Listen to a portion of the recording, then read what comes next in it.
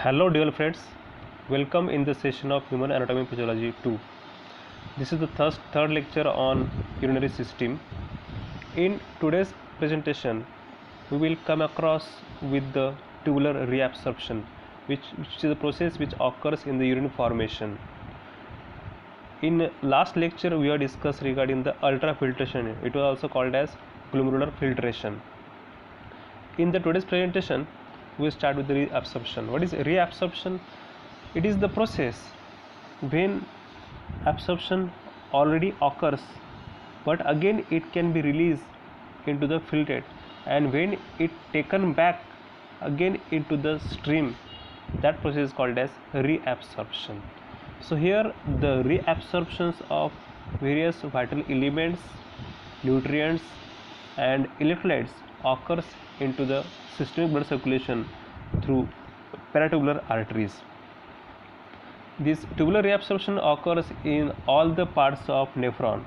It starts from the DCT. It starts from the collecting. It starts from the first part. It is called PCT. It is called as proximal convoluted tubules. In all nephron, almost 99% of water and other useful small molecules in the filtrate are normally reabsorbed back into the plasma by renal tubules. Now here into the glomerulus, the process of filtration has been occurred, but already 16 to 20% only blood has been filtered here, and the remaining all the blood, all this plasma has been come here into the tubule. But again from this tubule, about 99% of the filtrate which come here into the tubule, it can be revert back by the process called reabsorptions along with the water. Now reabsorption in the proximal convoluted tubule, it is also called as PCT. Now in the proximal convoluted tubule, the maximum number of reabsorption occurs. The proximal convoluted tubule is formed by one layer of epithelial cells with long apical microvilli. So here lots of microvilli are present. As we know, these villi and microvilli are providing the surface area for absorption and reabsorptions. Here also, like the small intestine, they are having the area where the absorption of various ions, electrolytes occur. This PCT absorbs about 65% of glomerular filtrate and return it to the blood. Routes of proximal tubules reabsorptions. So there are two routes, transcellular route and the paracellular route. Through transcellular route, it can be done by this basolateral membrane.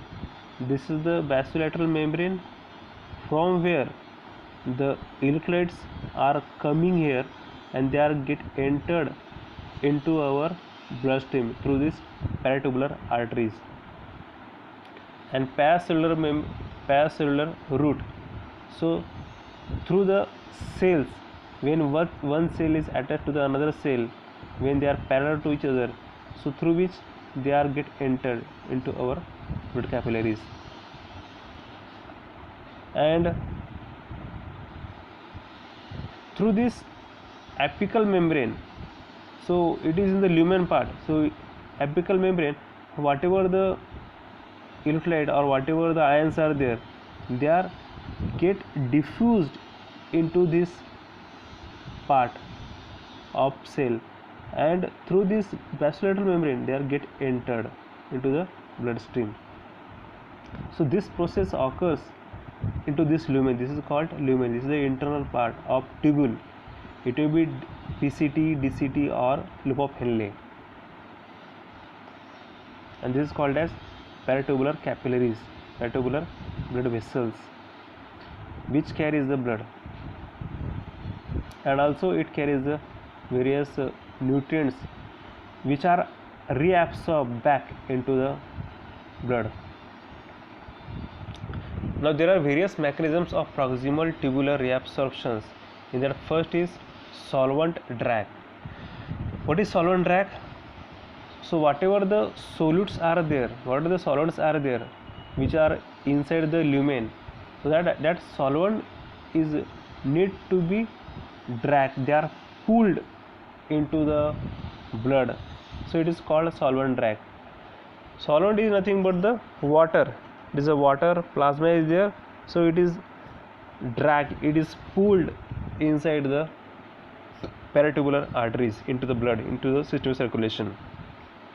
Active transport of sodium. So there are certain transporters, they are called as symphotrus and antiporters. What is symphotrus? Symphotrus are nothing but the transporters of electrolytes which carry two ions in one direction, two or more ions. It is called symphoter. Most probably the symphotrus are working in the direction of peritubular arteries. Sometimes they will work into the direction of lumen also. And next transporter is, it is called antiporter. What is antiporter? Antiporter are the transporters which carries the electrolyte into the reverse direction, into the two opposite directions. Means if one ion will go into the peritubular arteries, so another ion will go into the lumen. So in this fashion they will do their transportation in opposite direction, and that typical transportation or that typical transport is called as antiporter. And it can be worked, or it can be controlled, or it can be catalyzed by the various pumps or various enzymes which are available at that site. Now here the active transport of sodium is there. Due to this there are certain transporters are there. For example, there is the sodium transporters which carries the sodium along with the proton. It is a sodium glucose transporter is there which transport the sodium along with the glucose. So both the elements are carried, transported in one direction. There is also another one antiporter is available into our PCD. Its name is sodium proton antiporter. Proton means hydrogen ion, and it is responsible for transport the sodium ion into the peritubular arteries, and it releases the proton into that basolateral membrane. And in case of the glucose transporters, the glucose can be transported into the blood, and along with that glucose the sodium also can be transported into the blood through the basolateral membrane. What is basolateral membrane? It is a membrane which is near to the blood vessel, blood capillaries.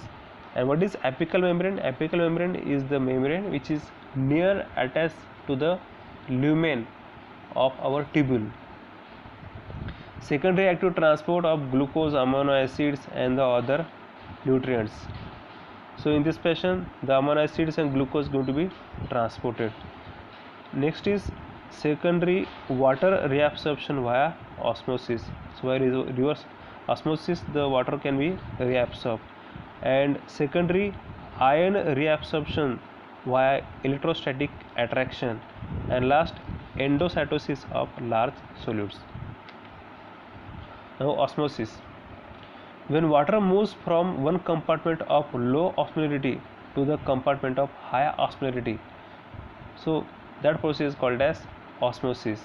So here the water moves from one area, from one place to the another place.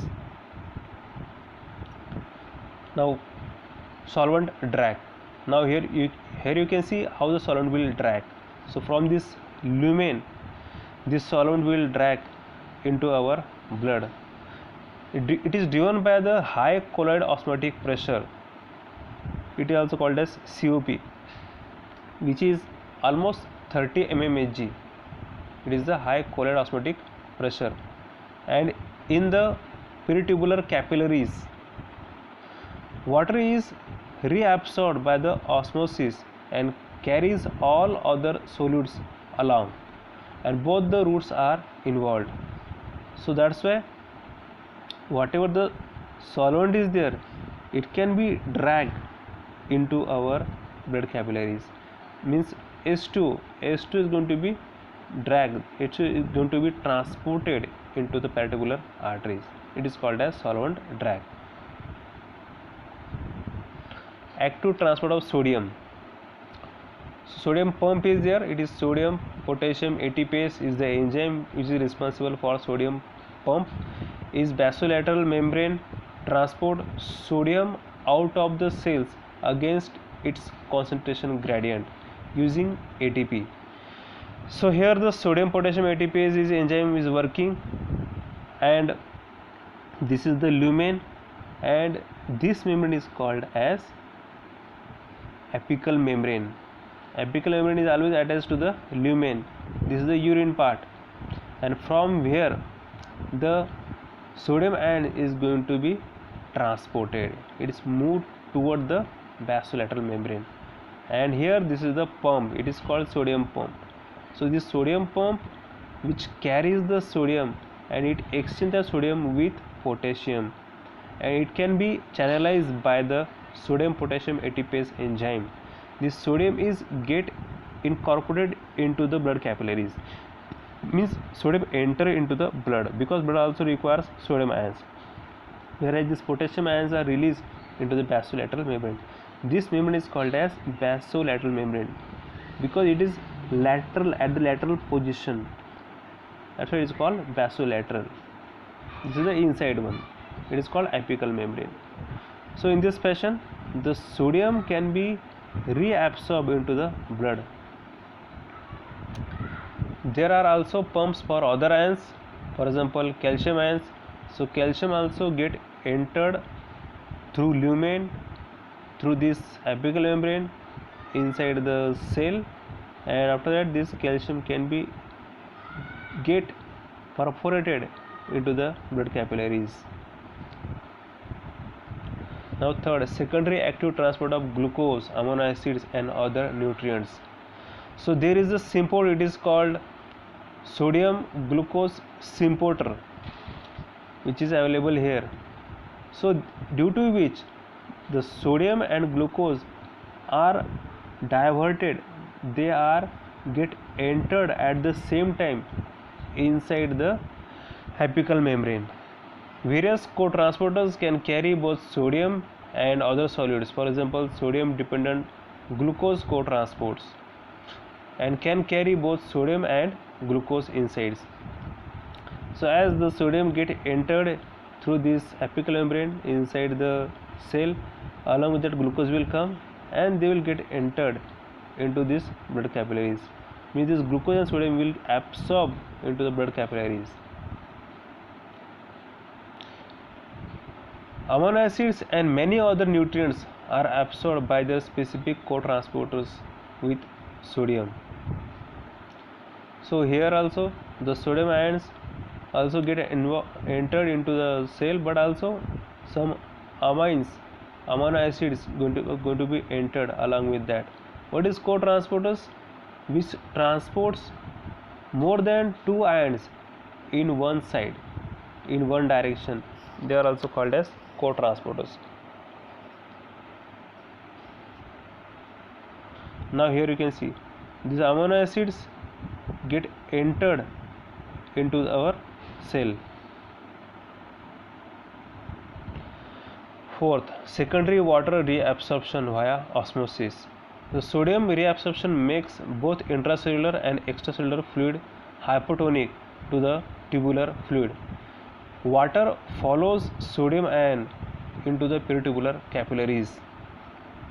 So whenever the entry of sodium ions, so sodium always comes along with the H2O water. It never comes singly, it comes along with the molecules of water, because it's having the capability to retain the water molecules along with it. So That's why it get enter along with the water, and the sodium and water get entered into the capillaries. It can be reabsorbed into this blood. Secondary ion reabsorption via electrostatic attraction. Negative ions tend to follow the positive sodium ions by electrostatic attraction. So here the sodium ions along with this chloride ions, they will get entered into the cell, and the sodium ions will go into this capillaries. So in this patient we are watching this transportation of various ions which occurs into our PCT. And last process is endocytosis of large solutes. First of all, what is endocytosis? When anything from outside the cell get entered, get engulfed, get incorporated inside the cell. It may be anything, it may be any pathogen, it may be any neurotransmitters, it may be any cell, any type. So that process is called as endocytosis. Now here also inside the cell, if anything get entered, get incorporated, that process is called as endocytosis. So the glomerular filters a small amount of protein from the blood. The PCT reclaim it by endocytosis and hydrolyzes it to amino acids and release this to the ECF by facilitated diffusion. So with the help of facilitated diffusion, the protein can be get entered by the process endocytosis, and this can be converted into the amino acids, and it can be get entered into the bloodstream. The transport maximum. There is a limit to amount of solute that renal tubule can reabsorb, because there are limited numbers of transport proteins in the plasma membrane. If all transporters are occupied as solute molecules pass through, some solute will remain in the tubular fluid and appear in the urine. For example, in case of diabetes, maximum transports occurs. Now here the high glucose in the blood, after that the high glucose infiltrate, exceed Tm for glucose and glucose in urine. If the glucose level is high in case of diabetic, so the glucose will obviously come into our filtrate, and due to which the glucose can be released through urine, and that process is called as glucosuria. When the glucose comes in urine, that process is called as glucosuria. And when glucose is high into the blood, that process is called as hyperglycemia. When glucose high in our blood, hypoglycemia, hyperglycemia. So in this patient, the glucose can be released. Mostly it happens in case of the diabetes mellitus. Now reabsorption occurs in the loop of Henle. How it occurs? Actually, this is the part, this is the descending limb, this is the ascending limb. So in this part, the process of transportation of ions occurs. Here also the maximum ions is going to be transported. There is one co-transporter or symporter, you can call, its name is sodium potassium twice chloride. Sodium potassium twice chloride co-transporter or symporter, which carries the sodium ion, potassium ion along with that, and two ions of chloride ions. They are carrying in the direction of peritubular arteries. Means from this lumen they will carry that.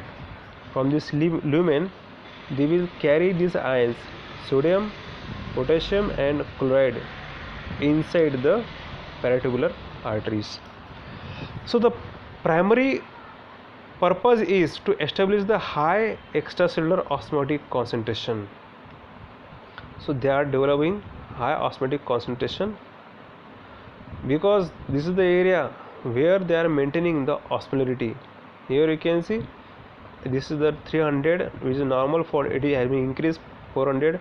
Here it is 600. Here it is 1200. It is 200, 400, and again 200. So in this fashion, in this loop of Henle, there is reach in the osmolarity. Means here the rich source of electrolytes are available in this loop of Henle, where lots of exchange of electrolytes occurs here. And also this area is responsible for production of more concentrated urine in loop of Henle, especially in case of the juxtamedullary nephron. In the cortical nephron, it is not responsible for production of concentrated urine, but mostly in case of the juxtamedullary nephron, because in juxtamedullary nephron, the loop of Henle part, these hairpin like projection are too long in that typical nephron. The thick ascending limb reabsorbs solutes but is impermeable to water. Thus tubular fluid becomes very diluted, while extracellular fluid becomes very concentrated with solutes. So that is the reason it becomes more concentrated, and it becomes having high concentration of electrolytes, due to which the osmolarity can be increased. The high osmolarity enables the collecting duct to concentrate the urine later. Now after this, the urine that extra will go toward the DCT, and from DCT it will go to the collecting duct. Now at this area, how it can be maintained? Yes, you can see how the osmolarity will be maintained. Here it become 200, 100, 100, here 100.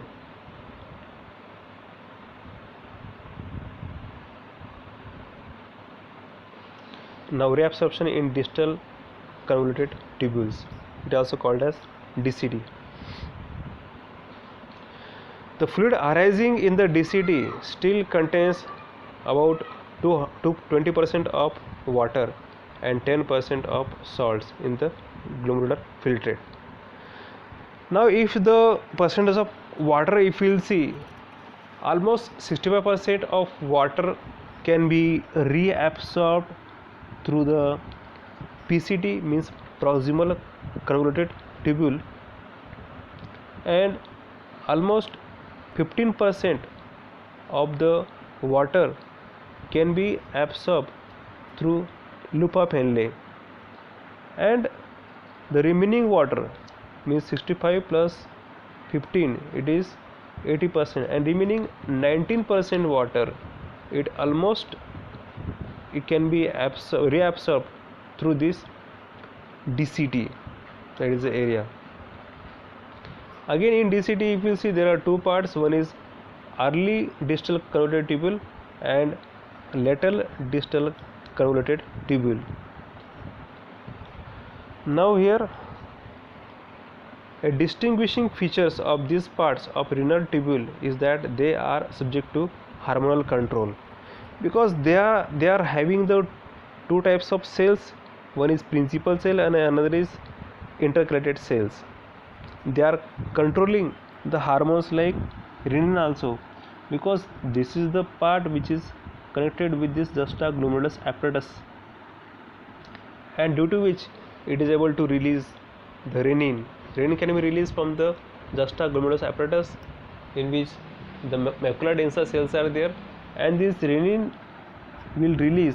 It is responsible for conversion of angiotensin 1 to angiotensin 2 with the help of angiotensin converting enzymes, which is angiotensin 2 is very active, and this angiotensin 2 is responsible for elevation of blood pressure. Ultimately the effect is that blood pressure can be increased by this renin. And if you will see, the principal cells are there. The principal cells are responsible, they are the target site for two types of hormones. One is antidiuretic hormone. Antidiuretic hormone can be released from the principal cells, and it is also responsible for increased blood pressure, and also it is a site for release of aldosterone. There is the adrenal gland which is responsible for release of aldosterone, and aldosterone, its secretion occurs at principal cells in DCT, in our nephron. So aldosterone is also responsible for reabsorption of sodium ions and chloride ions, and it secretes more potassium into the lumen, and due to which the sodium ions can be get back into the blood, and which will increase the blood volume. Ultimately it will increase the peripheral resistance, and due to that peripheral resistance it will increase the blood pressure. So ultimate effect is that it will increase the blood pressure. So this is the ultimate effect of this distal convoluted tubule. This is also responsible for whatever the principal cells are there. They will be responsible for absorption of potassium ions and secrete the absorption of sodium ions and secrete the potassium ions, and the intercalated cells reabsorbs potassium ions and HCO3 ions, and they will secrete the H plus ions, means protons they will secrete, means bicarbonate ions also they will absorb the intercalated cells. So in this fashion they are maintaining the electrolyte level into our lumen. So in this fashion the DCT is working here. Now aldosterone is secreted from adrenal gland in response to the sodium ions or the potassium ions in the blood. It secretes aldosterone to increase sodium ions absorption and potassium secretion into the DCT and cortical portion of the collecting duct. It helps to maintain the blood volume and pressure. Now next is atrial natriuretic factor. It is also one of the protein, atrial natriuretic protein. It can be released from the atria part, from the heart, from where it is responsible. It is a protein and secreted by the atrial myocardium in the response to the high blood pressure. It inhibits the sodium and water reabsorptions. So whatever the water and sodium reabsorption is there, it will inhibit that, and due to which it increases the output of both urine and thus reduces the blood volume and pressure. So this atrial natriuretic peptide is having reverse action, it is having opposite actions to the blood pressure. So this will decrease the blood pressure. So in this fashion they are working in the opposite directions. So here in this fashion we have discussed this tubular reabsorptions. Now we will go for the tubular secretions. In these tubular secretions, the renal tubule extract chemicals from the blood and secrete them into the tubules fluid. Simply this tubular secretion is the process when we are secreting anything into the lumen. Now up to this period what we have discussed up to the reabsorption, means we are taking from the lumen.